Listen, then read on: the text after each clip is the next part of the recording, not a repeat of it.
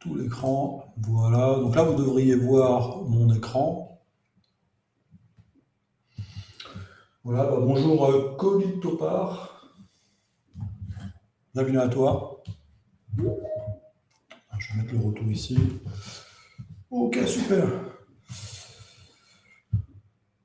Ok, Muriel. Bienvenue. Bienvenue, Muriel. Bien, installez-vous confortablement. Voilà, je vais être votre animateur pendant 1 heure. Et nous allons continuer notre série de streams. Nous créons des applications avec Zilio. Et nous allons continuer à agrémenter notre application de SaaS. Si vous vous souvenez, la dernière fois, on avait créé une application qui permettait aux maraîchers de gérer leur stock. Par la suite, on a créé une application de page de vente qui permettait en fait de monétiser cette application sur un modèle SaaS où les clients peuvent s'abonner, en tout cas acheter une application pour accéder à un clone, une duplication de votre application à modèle. On va reprendre ça. Alors pour les nouveaux et nouvelles, moi je suis Didier, je suis le fondateur de la société Zilio qui édite un logiciel no-code. Alors on est français, on est basé en France et on se situe, vous voyez ici, un aperçu que vous pouvez voir dans zilio.fr ou zilio.com, où vous voyez ici le degré d'accessibilité de l'outil, où tout est basé sur des composants prêts à l'emploi, des écrans prêts à l'emploi, que vous allez pouvoir agencer avec du simple drag and drop configuration, avec la possibilité évidemment de tout changer de manière très sur mesure, on va dire. OK. Et donc on va se connecter. Voilà, avec le compte Zilio Stream. Et on a accès à notre application de gestion stock et AgriOptima. Si vous vous souvenez, c'est notre solution SaaS. Je vous montre. AgriOptima, la solution SaaS pour un maraîcher, qui donne la possibilité, en fait, moyennant un paiement, donc paiement que nous avons mis en place la semaine dernière, avec une intégration Stripe, qui va nous permettre justement de monétiser notre application. Donc ici, page de paiement, et sur la droite, ici, le formulaire de génération d'application. Voilà. Alors, n'hésitez pas si vous avez des questions avant qu'on reprenne la définition de cette application. Si vous avez des questions dans l'absolu sur Zilio, si vous avez des questions par rapport à tout ce qu'on a pu faire dans les 11 derniers streams, je suppose, on est au 12e, je crois. N'hésitez pas, c'est le bon moment, c'est le bon endroit. Voilà, je rate personne, je regarde le retour. OK. Alors, avant de parler de ça, je voulais donner une petite mise à jour sur ce qu'on est en train de faire. On peut le faire ici. Donc, je vais aller dans Paramètres. En fait, on est en train de mettre en place un nouveau serveur qui va permettre de gérer de manière plus fine la publication de vos applications. Donc, dans Zilio, qu'on souhaite publier son application, on clique sur ce bouton « Publier ». Et en quelques secondes, on va le faire, donc en quelques secondes, on a une application qui est publiée, qui est disponible immédiatement. Donc ça passe par ici un lien, donc on va l'ouvrir. Et on arrive en fait sur notre application et sur un lien en zilio.app, donc c'est un serveur Zilio qui héberge les applications. Et en fait, sur ce serveur, on a un lien vers un service Google qui permet de générer les certificats HTTPS. Donc en fait, quand vous demandez un domaine personnalisé, donc si je me rends ici dans les paramètres de l'application, quand vous demandez ici à la plateforme Zilio, peux-tu ici configurer un domaine personnalisé, comme ici ça pourrait être on va dire agrioptima.fr, imaginons, je sais que ça existe, mais imaginons que je détienne ce domaine. Ici, je pourrais demander à Zilio, au lieu, je vais cliquer ici, ça permet en fait d'ouvrir l'application et de visualiser le lien. Donc, plutôt que d'utiliser un lien qui se trouve en zilio.app APPS et un numéro, ce qui fonctionne, hein, ce qui fonctionne très bien, et ce qui permet aussi de partager un QR code. Et bien pour avoir ici une image un peu plus professionnelle vis-à-vis de vos clients, vis-à-vis de vos partenaires, vous pouvez très bien demander à Zilio de plutôt que d'utiliser ce lien un peu technique, pas très professionnel, d'utiliser un domaine personnalisé comme agrioptima.fr par exemple. On va regarder si ça existe. Non, ça n'existe pas. C'est disponible. Hein. C'est marrant ça. Ok, et donc ça permet effectivement d'avoir une image un peu plus professionnelle ici. Et donc pour cela, vous deviez aller dans l'onglet Custom Domain, indiquer votre domaine et faire une demande. Donc, en fait, vous cliquez sur ce lien. Et nous, en fait, on reçoit de notre côté un email avec tout le descriptif. Et il y a des opérations manuelles à faire sur un serveur Google. Alors, c'est vraiment la génération des certificats HTTPS. Hein. Les données ne sont pas hébergées chez Google. Hein. Tout Zilio est hébergé en France. Il y a juste cette génération de certificats qui se fait une fois lors de cette demande, qui est faite auprès d'un service Google. Et donc, on souhaite se détacher de cela. On souhaite se détacher de tous les services Google. Et d'ailleurs, c'est le dernier service qui nous restait. Et donc, on travaille sur un nouveau serveur qui va permettre de se détacher de tout cela. Donc, je vais vous montrer à quoi ça va ressembler. Et il y a d'autres avantages aussi, c'est que la configuration DNS sera beaucoup plus rapide et automatisée. Parce que là, pour le coup, on ne va plus faire appel à un service Google, on va générer nous-mêmes sur notre serveur les certificats HTTPS. Alors, une question de Colitoparé ou Colitopar. Est-ce qu'on peut dire que Zilio est un Glide français? Oui, on peut le dire. Glide est notre principal concurrent. Je dirais que Glide et Softair sont nos principaux concurrents. D'ailleurs, si vous vous rendez sur le site de Zilio, vous allez voir ici, où est-ce que c'est déjà? Dans Produits, je crois. Vous descendez tout en bas. Voilà, ici. Et vous avez ici, pourquoi choisir Zilio plutôt que Glide? Vous avez un comparatif assez complet. Ici, en termes de fonctionnalité, donc ça monte tout en haut. Voilà, en termes de qui a été rafraîchi ce mois-ci.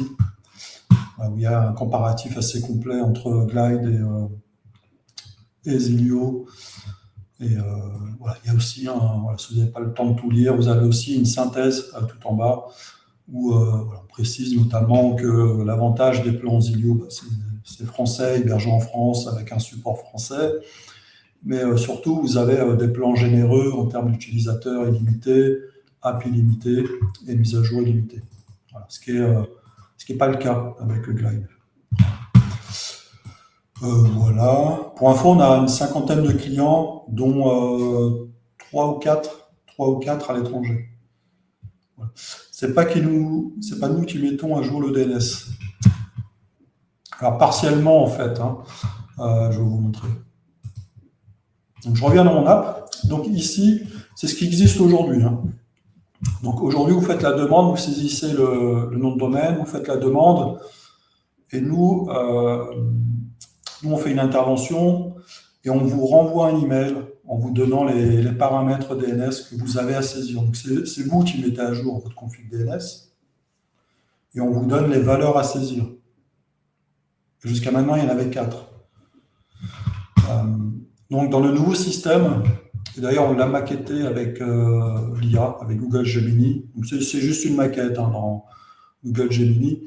Donc, maintenant, ce qui va apparaître dans l'interface, donc ici, on va avoir plutôt ce genre de formulaire où vous allez saisir votre nom de domaine, vous allez cliquer sur Configurer. Et là, vous allez recevoir directement le paramétrage. Vous l'avez là instantanément, ça prend une demi-seconde. Et on va vous dire, en fonction de ce que vous avez saisi, parce qu'en fait, les paramètres ne sont pas les mêmes en fonction d'un domaine et d'un sous-domaine. Voilà, si c'est un sous-domaine, vous allez avoir cette config. Sinon, cette config. Okay. Donc, on vous donne directement le paramètre, vous le saisissez dans votre dashboard DNS et vous vérifiez la propagation. Donc, vous vérifiez si, de votre côté, tout est bon. Une fois que c'est bon, on va pouvoir activer. Pourquoi il ne le propose pas là? La dernière étape, ça va être d'activer, et nous, de notre côté, on se charge de générer certificat.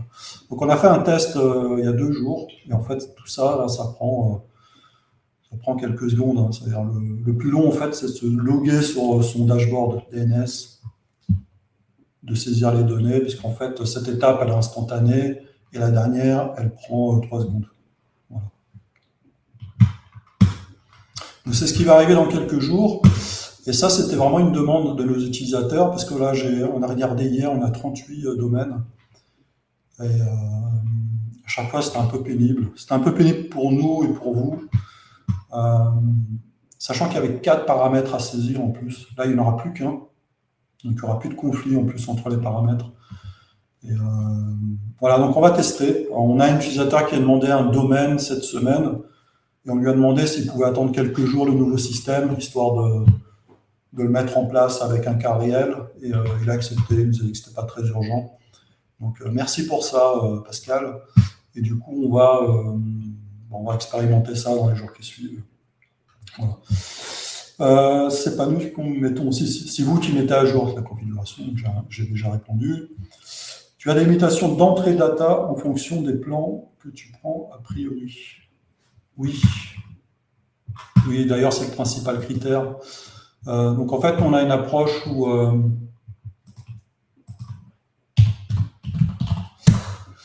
on est assez généreux en termes de fonctionnalité. Si on va dans les tarifs ici, en fait, on propose toutes les fonctionnalités du studio sont disponibles, donc tous les composants, toutes les actions, l'éditeur. On n'a pas de limitation un peu artificielle du genre le composant embed est payant, nous c'est pas le cas hein, chez Zidio. Le composant signature, je sais qu'il était payant chez Glide, je ne sais pas si c'est toujours le cas, mais voilà, il y a un certain nombre de composants et des sources de données qui sont payantes chez les compétiteurs, mais chez nous, on propose un maximum de fonctionnalités gratuites. Donc on a tous les modèles d'application, on a application illimitée, utilisateur illimité, toutes les sources de données dès le plan gratuit. Et effectivement, là où on va, ça couvre forcément des coûts hein, de notre côté. L'hébergement, effectivement, jusqu'à 200 lignes en gratuit. Donc ça permet vraiment d'expérimenter pendant des semaines et des semaines et des mois un concept, une application. Et une fois que vous voulez vraiment lancer votre projet, vous vous sentez prêt, vous pouvez aller soit vers le plan professionnel ou entreprise. Le plan professionnel propose justement le domaine personnalisé, parce que là, effectivement, il y a l'idée de vouloir se lancer, du SEO, l'envoi d'emails et davantage de stockage. Le plan entreprise permet vraiment d'aller beaucoup plus loin, avec des fonctionnalités plus avancées comme les push notifications, on a les analytics, le générateur de SaaS dont on parle aujourd'hui, les paiements. Voilà, tout ça intégré et tout ça en illimité. Hein. On a toujours autant d'applications qu'on souhaite. On a jusqu'à 50 000 lignes et autant d'utilisateurs qu'on souhaite. Voilà. Bonjour Olivier. Voilà, je vous laisse découvrir tout ça. Si vous avez des questions, n'hésitez pas. Je vous invite également, si vous allez ici en page d'accueil, à rejoindre le Slack de Zilio si vous voulez poser des questions. Si vous avez déjà démarré une expérimentation, n'hésitez pas à nous rejoindre ici. Voilà. Puis sachez aussi que vous pouvez vous connecter soit par Google, soit par un email quelconque. Voilà, Zilio Stream. Donc, on va reprendre notre application Agri Optima. Il est quelle heure? 16. Okay. Et donc, pour vous rappeler ce qu'on avait fait la dernière fois, alors dans les premiers streams, hein, je rappelle vraiment pour les tout nouveaux et nouvelles, on a créé une application de gestion de stock pour maraîchers. On a vraiment démarré de zéro. Donc si vous voulez reprendre étape par étape ce qui a été fait depuis le début, vous pouvez reprendre dès le stream numéro 1, 2, 3, 4. On fait tout. Hein. étape par étape, je prends le temps d'expliquer. Vous verrez aussi que toutes les données qui sont présentes dans cette app sont issues de tables d'exemples qui sont fournies avec Zelio. Donc, vous pouvez même créer votre application, créer un concept ou reprendre les tutoriels avec les données qui sont déjà présentes. Donc ça, c'est plutôt confortable. Vous voyez la table produit qui est ici, avec ses descriptions, caractéristiques, les images, tout ça est fourni avec Zelio. Donc ça donne vraiment un bon point de démarrage. Et puis, si vous-même vous voulez expliquer le no-code à un collègue ou à des clients, peu importe, vous pouvez aussi vous appuyer sur ces tables, parce qu'elles sont là, elles sont immédiates, elles sont forcément compatibles avec Zelio. Et elles ont des relations aussi. On a la table produit qui fonctionne avec le producteur. La table produit, elle est compatible avec les paiements Stripe. Voilà, tout ça forme un écosystème de démo ou de point de départ de vos apps assez cohérent. Donc, on a créé cette application avec gestion de stock, avec gestion de producteurs. On a créé un dashboard, si vous vous souvenez également. Et donc, on s'était dit à ce moment-là, cette application pourrait être monétisable. Et une façon de la monétiser, eh bien, c'est de créer une autre application Zelio qu'on a appelée AgriOptima, ici, qui est une application SaaS qui permet d'acheter son application de gestion de stock pour les maraîchers. Voilà. Donc, c'est un exemple parmi d'autres. Il est limité, je vous l'accorde, mais l'idée ici, c'est vraiment un but pédagogique. Évidemment, l'application peut être beaucoup plus complexe. Ceci dit, la dernière fois, on a quand même mis en place un paiement Stripe, donc un vrai paiement Stripe, à travers cette application. Et donc là, l'objectif de ce stream aujourd'hui, ça va être d'ajouter une gestion de compte. Ça nous a été demandé la dernière fois, puisqu'ici, un client peut payer son application, accéder à l'écran suivant qui permet de générer l'application et d'envoyer le lien de cette application par email.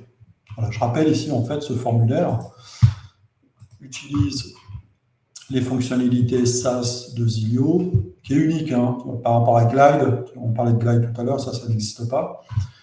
On a la possibilité de créer une application à la volée à partir d'une autre. On a la possibilité de customiser l'application. Donc, on a ici un nœud modifier application, puis de la publier. Tout ça directement depuis Zelio. Donc, il n'y a pas d'intervention manuelle. Voilà, mais une fois que l'application est créée, ici, il n'y a pas vraiment de compte utilisateur. Les clients ne sont pas enregistrés. Donc, ça ne donne pas une bonne traçabilité pour celui qui gère son SaaS. Et puis même pour l'utilisateur final, il n'a pas de compte, donc il ne peut pas visualiser ses achats. Donc ça ne nous semble pas suffisant. Alors c'est un plan et tu peux avoir plusieurs applications pour un seul plan. Oui, tu peux avoir plusieurs applications. Donc c'est limité en fait.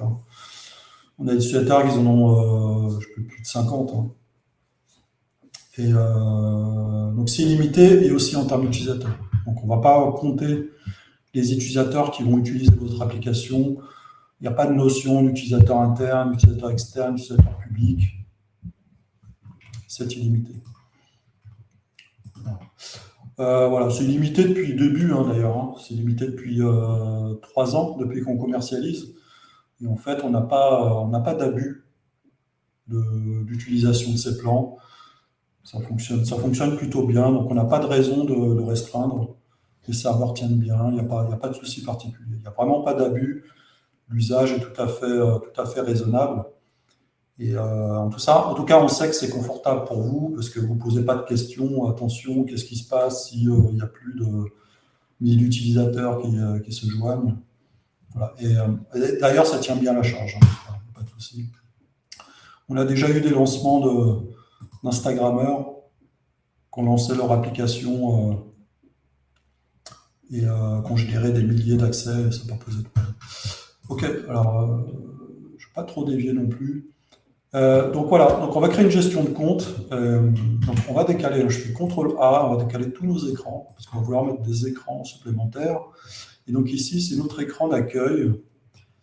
Voilà, donc c'est plutôt... Ouais, voilà, c'est l'écran, on va dire que c'est l'écran d'accueil, qui reste l'écran d'accueil. On va lui mettre une icône. Puis en général, pour un écran d'accueil, on met l'icône de maison. Je tape home. Voilà. Voilà. Et on va rajouter un écran... Non, on va rajouter une navigation. On va rajouter navigation. Voilà. On va choisir accueil. Voilà. Voilà, je le drag and drop. Vous voyez ici, on va pouvoir zoomer. Donc ici, j'ai une navigation qui apparaît avec juste mon écran d'accueil. Évidemment, je vais en rajouter. Alors, je vais zoomer. Voilà, je vais zoomer pour vous. D'ailleurs, je ne sais pas si on peut changer la scène pour vous agrandir l'écran. Dites-moi si vous souhaitez que l'écran soit agrandi. Parce que là, on a la zone de gauche qui est réduite avec la webcam qui est réduite. Voilà. Donc ici, j'ai une navigation. Donc, on va rajouter un écran d'inscription. Et voilà, donc Zillow me dit, mais ok, inscription, mais à partir de quelle table? Donc ça va être la table utilisateur. Donc ça, on l'a déjà vu dans un stream. On a une table utilisateur qui est prête à l'emploi. Je la drag and drop. Voilà, on va la mettre ici. Et on a deux utilisateurs qui sont déjà renseignés. Voilà, à titre d'exemple. Hein. On a Daniel et Alice. Voilà. Donc c'est très bien. Donc, je vais pouvoir du coup créer mon écran de connexion à partir d'utilisateur. Voilà. On va tout décaler à droite. Voilà, utilisateur. Donc on va renommer ça, on va appeler ça connexion, tout simplement. On va aller dans navigation, on va ajouter connexion. Puis on va ajouter inscription, utilisateur, voilà. On va simplifier ça. Voilà, je renomme ici, hein, parce que la barre de navigation reprend le nom de l'écran. Hein, question de colis Topar. Moi j'ai un grand écran, ça va. Okay. Je crois que la prochaine fois, j'essaierai de voir comment incruster la webcam. Alors, je ne sais pas si c'est une bonne idée, ceci dit. Parce que si j'incruste, on ne va plus voir le coin, là, vous voyez. Ok, alors inscription, donc on va l'ajouter ici. Boum. Inscription.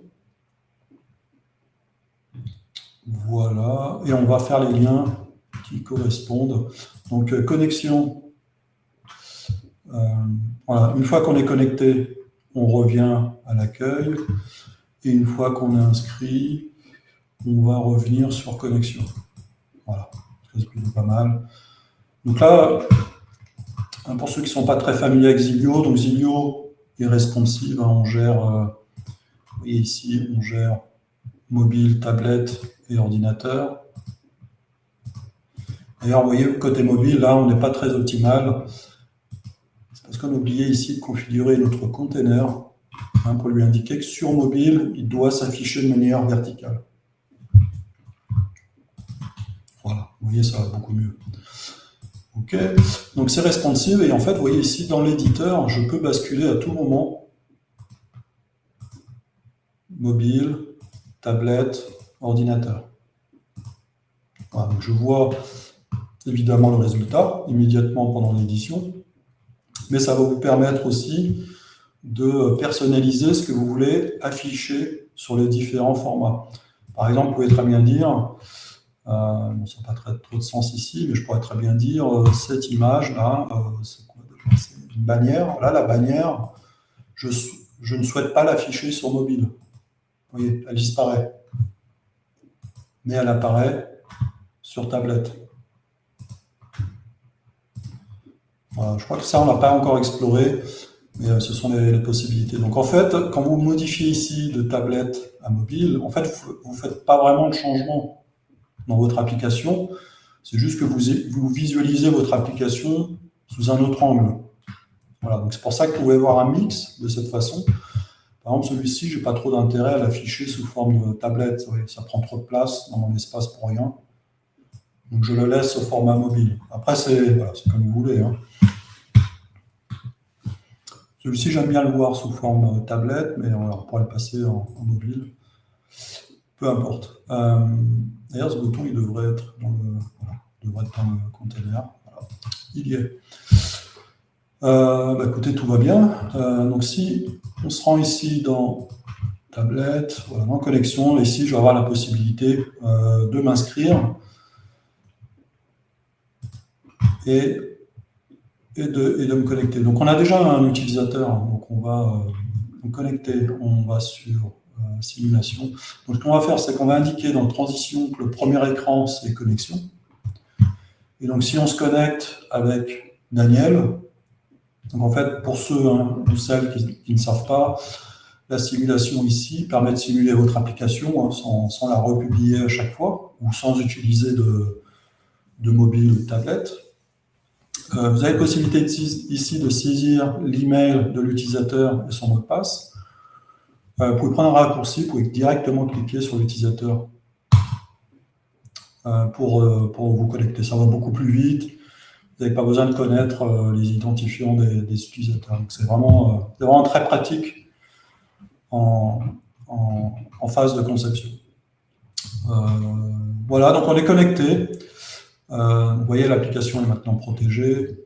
On passe forcément par cet écran de connexion. Donc ici, on a un menu, accueil, connexion et on va revenir ici sur mobile, voilà. Et inscription. Donc on les retrouve également sur mobile. Voilà. Donc ce qu'on va vouloir faire ici, c'est que afficher connexion alors qu'on est connecté, voilà, c'est peut-être pas utile. Donc je vais vous montrer comment faire. Je vous remontre. Si je vais sur tablette ou mobile, on affiche connexion alors qu'on est connecté. Voire même inscription, ça n'a peut-être pas trop de sens, vous voyez. On pourrait le proposer lorsqu'on se déconnecte, mais pas à ce moment-là.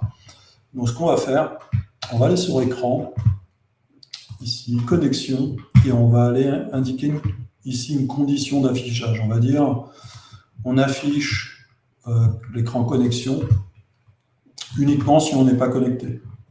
Donc savoir si on n'est pas connecté, il suffit d'aller voir dans l'écran connexion, tester l'email par exemple. On pourrait tester le nom ou l'email, peu importe. Hein. On teste si l'utilisateur est présent. Et là, donc on veut afficher cet écran. Donc afficher si l'utilisateur est ou n'est pas défini. Okay, on fait la même chose sur celui-ci. La donnée email n'est pas définie. Voilà. Donc on arrive ici, on se connecte. Vous voyez, les deux menus ont disparu. Donc si je me déconnecte, ils réapparaîtront. OK. Donc pour l'instant, on est pas mal. On va vouloir afficher les achats de l'utilisateur. Donc la dernière fois, je vous ai montré le processus de bout en bout. Je vais vous le remontrer du coup. On va aller sur notre écran d'achat, ici. On va sélectionner application standard. Voilà.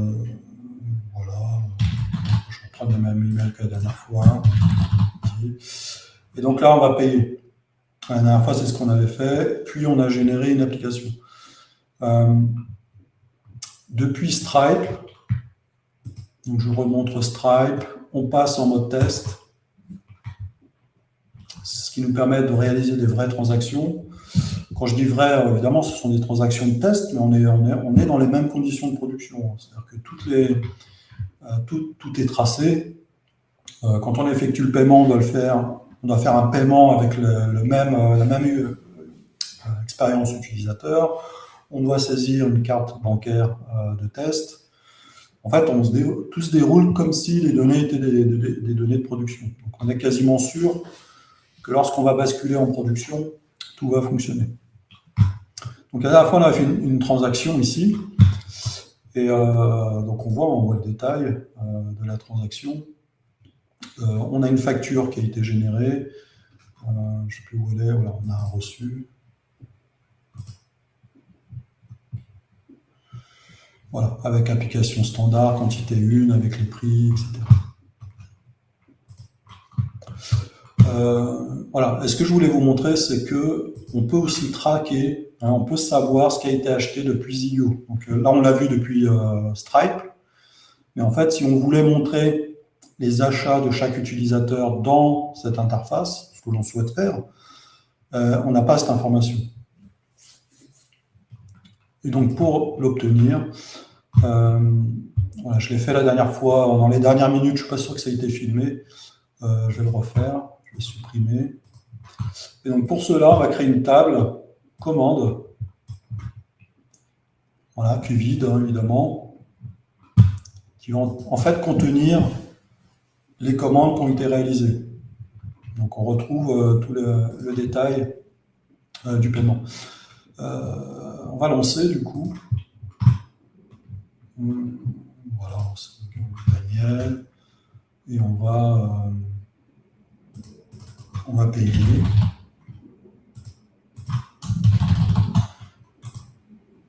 Voilà, donc là, je lance le processus de paiement. Une connexion Stripe a été effectuée. Je saisis un numéro de carte de test que Stripe fournit. Donc c'est 42, 42 répété. Une date d'expiration qui doit être dans le futur. Puis un code de sécurité quelconque. Ensuite, on fait payer.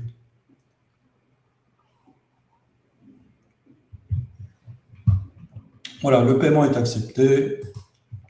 Voilà, et on arrive sur la page de génération. Voilà, côté Stripe, allons voir les transactions. Côté Stripe, j'ai une transaction du 23 janvier à 12h33. Voilà, c'est la même chose hein, que ce qu'on avait fait la dernière fois. Hein, le paiement de la facture, vous voyez, il y a tout le détail, hein, tout est tracé.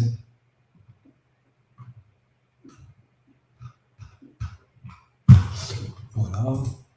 Enfin, voilà, tout est bon. Et du coup, si on se rend dans commande, ici, on a bien une nouvelle entrée qui s'est insérée dans la table des commandes avec des détails sur l'identifiant de facture, l'identifiant de paiement Stripe, le nom d'utilisateur, son email, l'identifiant du prix Stripe, le nom du produit, la quantité, la date et le montant.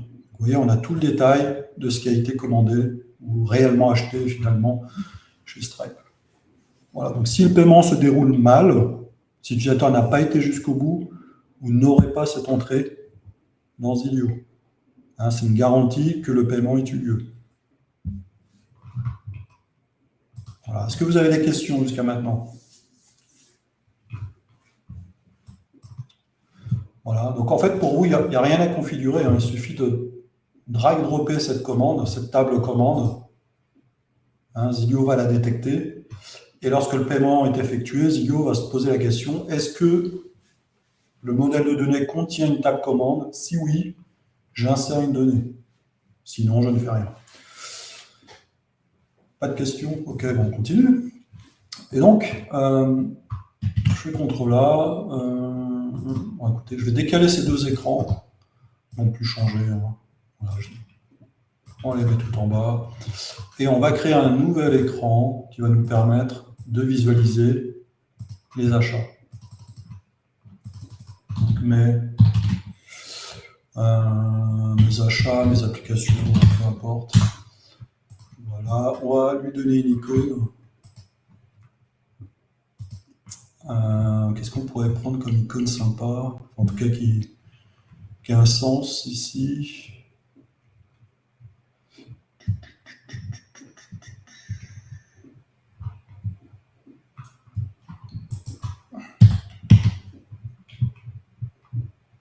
Un caddie. Voilà, ce caddie. Voilà, donc un caddie. Et donc ici, on va afficher les achats. Voilà. Voilà. Je vais zoomer pour vous. Voilà, on va passer en mode tablette. Voilà, donc ici on va afficher les achats de tel utilisateur. L'utilisateur doit être connecté. Hein. Et donc on va utiliser le composant liste et on va lister ici la table commande. Voilà. Donc pour l'instant on n'a qu'une commande. Je vais peut-être en faire une autre. Allez, je vais en faire une autre. Allez, on se connecte. Voilà, avec le même utilisateur. On va prendre Premium, payer.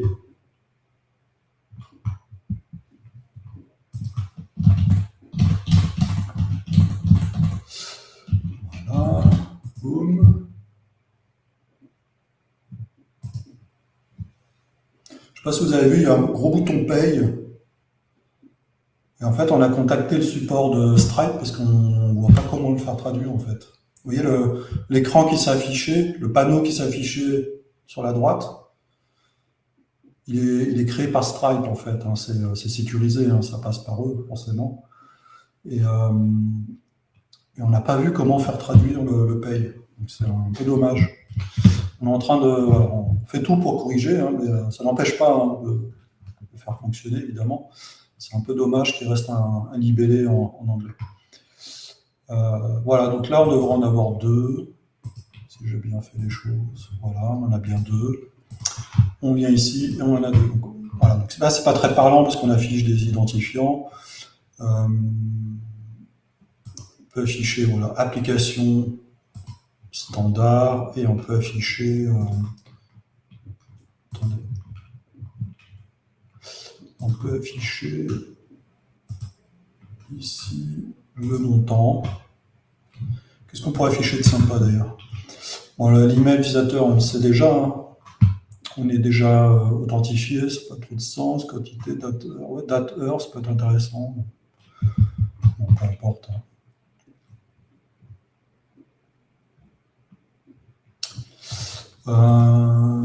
On a un peu de temps. On va agrémenter un petit peu cette liste. On va mettre une formule ici sur le titre. Et on va mettre, entre parenthèses, on va mettre la date. Donc, vous voyez ici, c'est une formule, donc je peux combiner plusieurs données. Hein. Bonjour Jérôme. Donc pour ceux qui rejoignent le stream, en fait, on est en train d'agrémenter l'application qu'on a créée la dernière fois, qui permet de monétiser nos applications, avec l'ajout d'un compte utilisateur et la possibilité pour l'utilisateur de visualiser ses achats Stripe. Et donc ici, on va mettre ici la colonne date. Je ne sais pas si je mets un espace entre la date et l'heure. Non, peut-être pas. Non, un tiret. Donc on va mettre un espace. Et on va mettre, je clique ici et on choisit colonne. Une colonne, en fait, c'est une colonne de la table en cours, hein, de celle-ci. Voilà, entre parenthèses. Vous voyez, ici, j'ai directement un exemple. Hein, je peux directement valider. Voilà, je ne suis pas sûr que ce soit pertinent, mais c'est pour vous montrer. Hein. Et en sous-titre, on va également mettre une formule avec le montant. Et ce montant va avoir le format devise. Voilà. Donc en fait, le format devise permet d'ajouter ici la devise euro. Voilà. Ok, est-ce que tout le monde suit? Tout va bien? Ok, je crois qu'il n'y a pas de questions. On continue.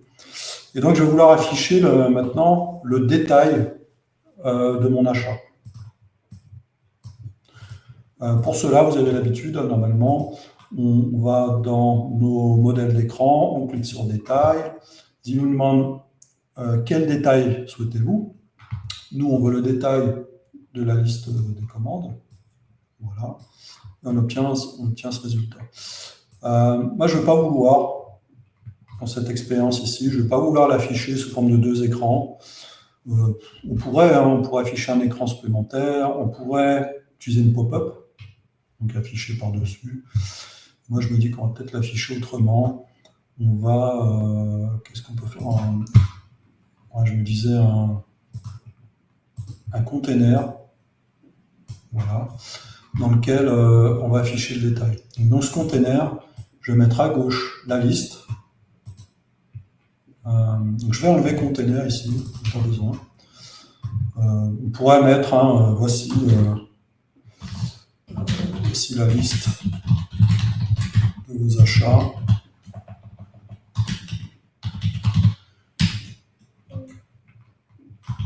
Voilà, quelque chose comme ça, peu importe. D'ailleurs, dans la commande ici, je vais plutôt l'appeler achat. Voilà, on est bien. Et du coup, je vais mettre tous ces champs là, je vais les insérer à droite. C'est peut-être plus sympa, un peu plus moderne. Donc notre container ici, je vais plutôt le basculer en 3 colonnes. J'aurais dû utiliser 3 colonnes. Lequel des 3 colonnes? Alors en fait, j'ai une liste et j'ai 2 détails. On va essayer le 3 colonnes.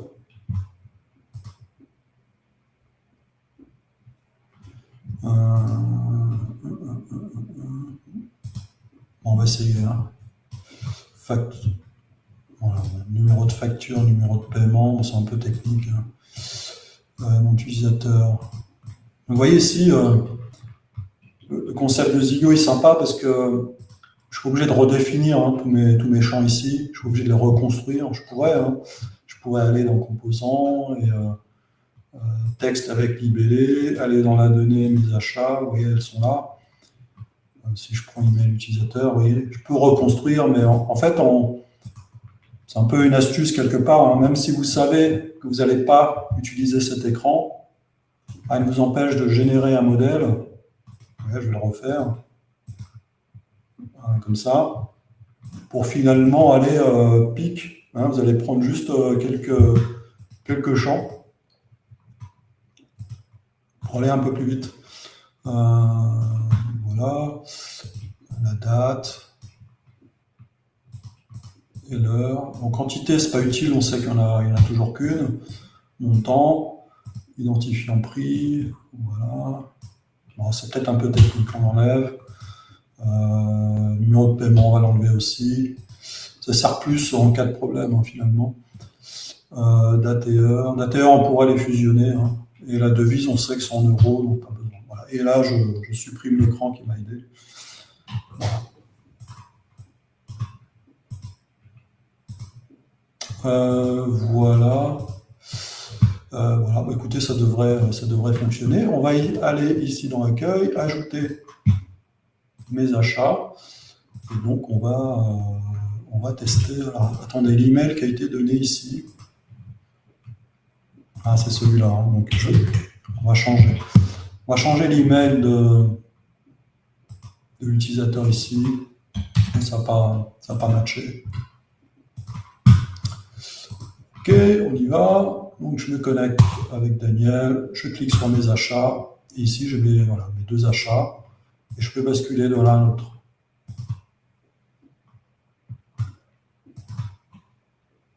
Vous voyez, c'est assez simple à faire. On a été ici en mesure d'afficher les achats qui ont été effectués et validés sur Stripe. Voilà. Alors, qu'est-ce que j'avais prévu d'autre?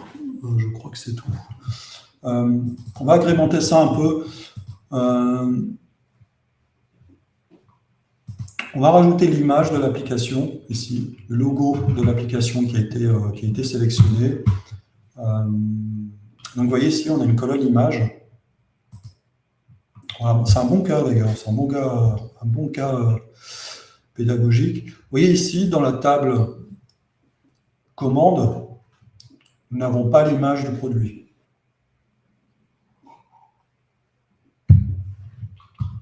Voilà, si je vais dans données ici, je n'ai pas l'image du produit, mais je peux la retrouver. Pour la retrouver, on va aller ici, image. Vous voyez ici, donc, effectivement, dans les colonnes, je n'ai pas l'image, je n'ai pas accès direct. Donc, je vais aller basculer en mode formule. Et ici, on va utiliser une formule qui va nous permettre d'aller rechercher l'image.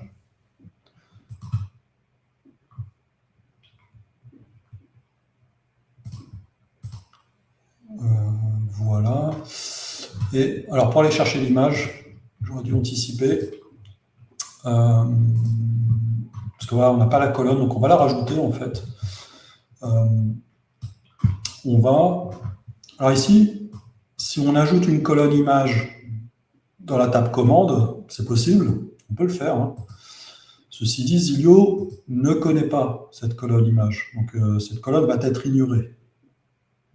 Donc quand la commande va se faire, le paiement va être effectué, la colonne image ici, elle sera vide, parce que Zilio ne connaît pas, elle ne fait pas partie du jeu de colonnes que Zilio connaît. En revanche, l'image est ici, vous voyez. Et on va pouvoir ajouter une relation. Donc c'est un bon exemple ici, entre la commande et l'application. Donc on va faire le lien via le nom du produit. Et donc on fait le lien, vous voyez ici, entre le nom qui est enregistré dans la commande et le nom qui est enregistré dans l'application. Voilà. Vous voyez ici, je vous remontre. Hein. Ici, j'ai le nom du produit, application standard. Et dans l'application, voilà, on retrouve les mêmes données. Et d'ailleurs, si je vais dans la commande ici, puisque j'ai créé une relation, on voit bien ici que la liaison est bien faite. Voilà, donc une fois que j'ai créé cette relation, j'indique à Zilio finalement comment retrouver les données de l'application depuis une commande. Voilà, alors, petite parenthèse aussi, vous n'êtes pas obligé de créer toutes les relations. Vous voyez par exemple ici, je pourrais très bien créer une relation entre ma commande et mes utilisateurs. Ça aurait un sens, hein, parce qu'ici j'ai email utilisateur, email. Mais si j'en ai pas l'usage dans l'outil, c'est pas utile de le faire. Vous n'êtes pas forcé d'emblée, lorsque vous créez votre modèle, de dire attends, il faut que je crée toutes les relations possibles. En fait, ça complexifie votre modèle, alors que vous n'en avez pas forcément besoin. Vous n'êtes pas obligé de le faire. Vous le faites uniquement à la demande. C'est ma recommandation en tout cas. Vous voyez, ici on l'a fait parce qu'on en a eu besoin. Et je vais vous montrer comment cela s'illustre ici. Donc si on va dans Images maintenant, dans Colonnes, on a non seulement les colonnes de notre table commande, mais on a aussi les colonnes de la table application. Et donc je peux sélectionner maintenant l'image. Voilà. On aura très bien pu utiliser d'autres colonnes. Ceci dit, toutes les autres sont disponibles dans la table commande. Peut-être description n'est pas disponible. Vous voyez, donc on pourrait aussi récupérer la description.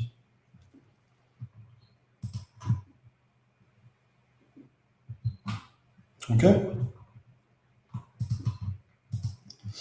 D'ailleurs, on aurait pu aussi récupérer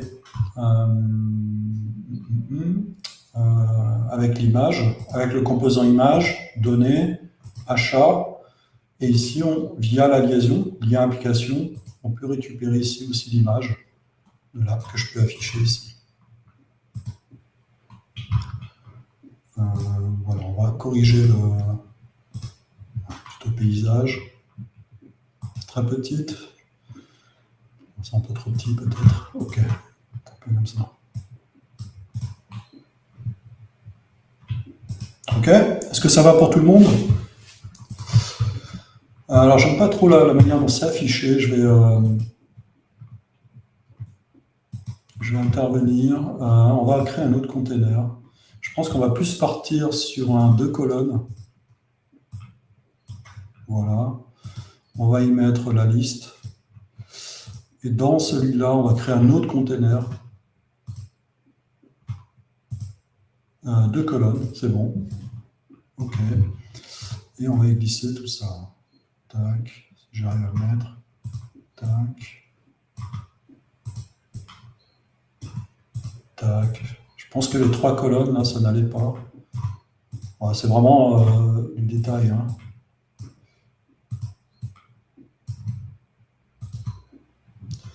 Alors, voilà, on va copier-coller ça. Je fais copie-colle ici.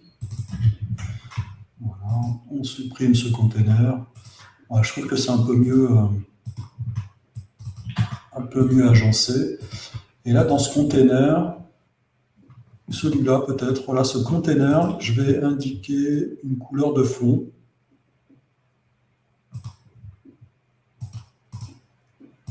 Voilà. Il faut que ça fonctionne avec le thème. Hein.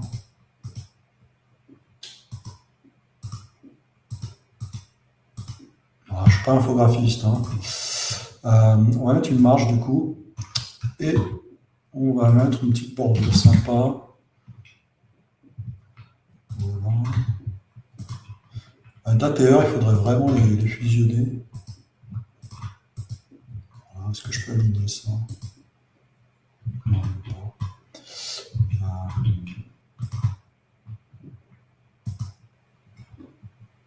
Ok.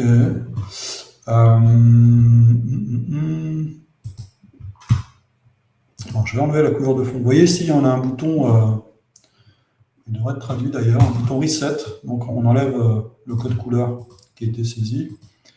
Et on va, je vais plutôt laisser du blanc, mais on va mettre une bordure. On va mettre une bordure de 1. Et on va quelque chose d'un peu plus subtil. Voilà, peut-être encore un peu plus subtil.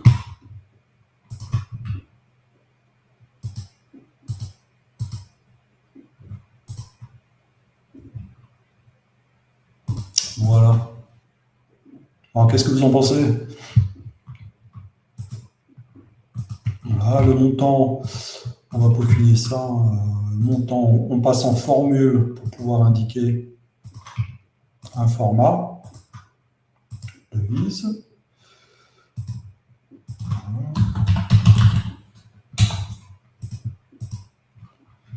Voilà, ça, on pourrait le passer en horizontal, vous voyez.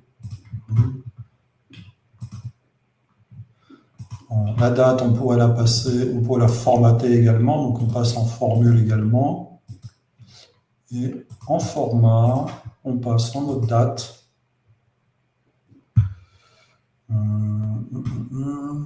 Bon, comme ça, c'est bien.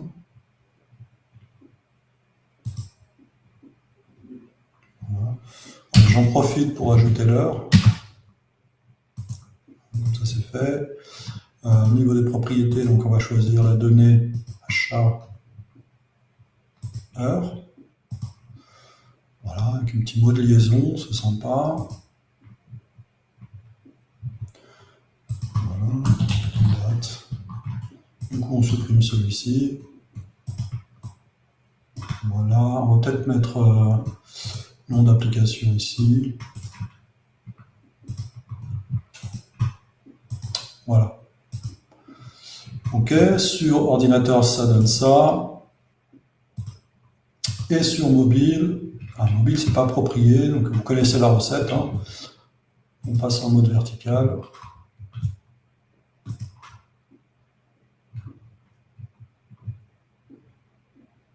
Voilà, donc qu'est-ce que ça donne? On va tester avec Daniel. Voilà, donc on est sur la page d'accueil. Voilà, et on a nos achats disponibles.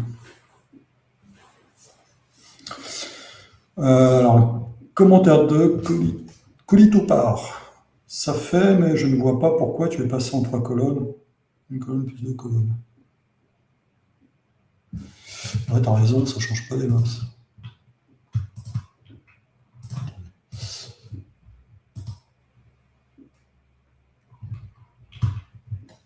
Ouais, effectivement, ça, je sais pas pourquoi.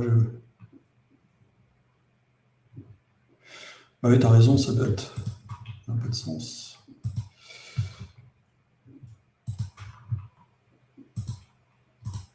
Ouais, ça change rien. Alors peut-être que... Ouais, ça change rien, effectivement. Ouais, t'as raison.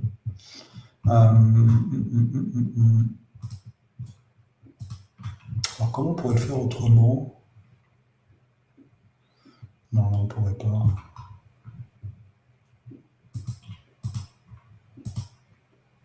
Ouais, t'as raison, il n'y a pas... Puisqu'en fait, quand on choisit 3 colonnes, on a un tiers, un tiers, un tiers. Si tu choisis celui-ci, ça te fait 1 tiers et 2 tiers. Et comme j'ai coupé le 2 tiers en 2, Ça fait 3 tiers. Bah, il y en a au moins un qui suit. Hein. Enfin, un ou une.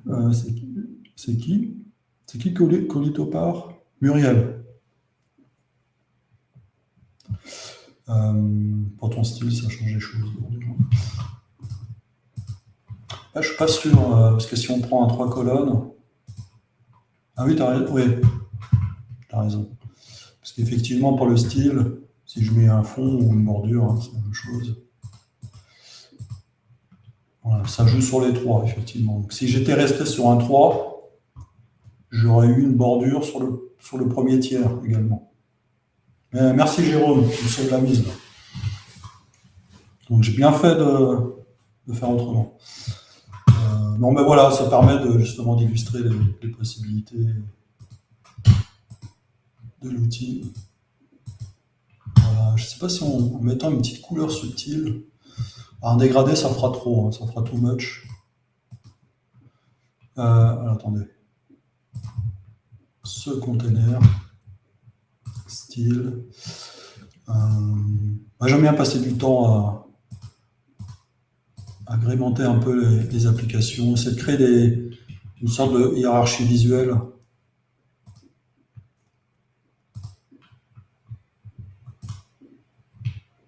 Il est un petit peu subtil sur les tons un peu pastel, avec une petite bordure là, grise transparente, ça c'est sympa. Voilà ma proposition graphique pour aujourd'hui. Tu ne peux pas modifier les colonnes? Non, on n'a pas accès aux colonnes de manière indépendante. Au niveau alignement, on est bon, regardez. Tac. Tac, tac. Tout est bon. Hein. Au niveau là, hiérarchie visuelle, on est vraiment excellent. Voilà, je vais publier l'application pour que vous puissiez y accéder. Et puis du coup, je ne sais pas si les domaines seront dispo la semaine prochaine, mais j'aimerais bien vous démontrer la nouvelle façon de définir des domaines personnalisés qui sont maquettés ici, hein, que je vous ai montré au tout début du stream. Voilà. Est-ce qu'il y a des questions? Ce que j'adore, allez, Colitopard, je vais aller en réunion. Le guild, merci Didier, de rien Muriel, à bientôt. Et puis Jérôme, ce que j'adore, le vibe coding pour les gens comme nous, ça aide vraiment bien à proposer des visuels, peut-être une fonctionnalité au futur. Ouais, on va introduire de l'IA cette année dans l'outil, pour en fait générer des applications à l'aide de prompts. Et en fait, voilà, tout ce qu'on voit à l'écran et le jeu de composants qui est ici sera utilisé pour créer des applications à partir de prompts. Donc ça, on y tient vraiment hein, d'ajouter des fonctionnalités IA. Donc ça, c'est un des aspects. Et le deuxième aspect, ça va être la création de composants via l'IA. Vous voulez un composant spécifique, un composant de liste spécifique qui affiche, je ne sais pas, 5 données de façon différente. On va proposer ici la notion de composants, je ne sais pas comment on va les appeler, hein, mais composants dynamiques ou IA. Vous allez pouvoir prompter vos composants. Donc ce sera les vôtres, hein, ils appartiendront à votre application, ce seront les vôtres. Et ils viendront se rajouter ici à votre palette de composants. Donc ça, on y tient vraiment cette année de l'IA dans les outils. C'est vrai que l'IA est assez performante hein, pour créer des composants. Donc on va voir ce que ça donne. En tout cas, vous serez au courant. Donc si vous rejoignez, encore une fois, le Slack de Zilio, donc soit dans la communauté No Code France, le channel Zilio, soit le Slack de Zilio directement. Vous allez sur zilio.fr et ici vous avez un lien pour nous rejoindre. Si vous avez des questions. Écoutez, il est 13h01, ça tombe pile poil. Donc j'espère que cette session vous a aidé. C'était plutôt sympa là, c'est un bon cas d'usage qui a été résolu aujourd'hui. Si vous avez des idées pour les prochains streams, n'hésitez pas. Bonjour Toinou. Donc n'hésitez pas si vous avez des idées pour les prochains streams, soit pour compléter cette application de monétisation d'application, ou bien la première application de gestion de stock, avec des fonctionnalités qu'on n'a pas explorées encore. Si on va dans paramètres, il y a encore des choses à explorer. Intégration REST, on a du MEC, du Zapier. On a exploré MEC déjà. On a SEO, on a intégration de sources externes, ça serait pas mal de faire du Airtable, du TimeTonic. Voilà, on va réfléchir à ça. Mais n'hésitez pas, si vous avez des... N'hésitez pas à nous partager vos idées. Alors toi, nous, c'est le monsieur d'hier qui a partagé mon setup du coup. Je suis pas sûr de comprendre toi, nous. Ok. Eh bien, je vous souhaite bon après-midi et je vous souhaite un bon week-end. Et on se revoit vendredi prochain. Ah, monsieur qui stream hier. Ok, bon week-end. Merci à vous et à bientôt.